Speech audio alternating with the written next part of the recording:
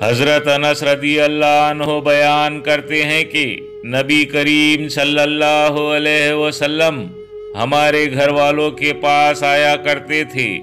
ایک دن آپ صلی اللہ علیہ وسلم تشریف لائے اور ہمارے لیے دعا کی تو میری والدہ ام سلیم نے عرض کیا، اے اللہ کے رسول صلی اللہ علیہ وسلم، یہ آپ کا چھوٹا سا خادم ہے، آپ اس کو دعا نہ دیں گے؟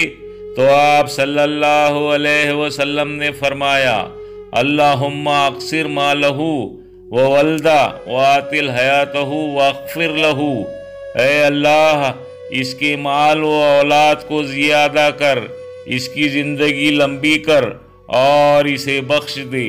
آپ صلی اللہ علیہ وسلم نے میرے لیے 3 چیزوں کی دعا فرمائی تو اپنی اولاد میں سے 103 کو تو میں دفن کر چکا ہوں، اور میرے پھل 1 سال میں 2 بار آیا کرتے ہیں، اور میری عمر لمبی ہو گئی ہے، حتیٰ کہ میں لوگوں سے شرمانے لگا ہوں، اور میں بخشش کی امید رکھتا ہوں۔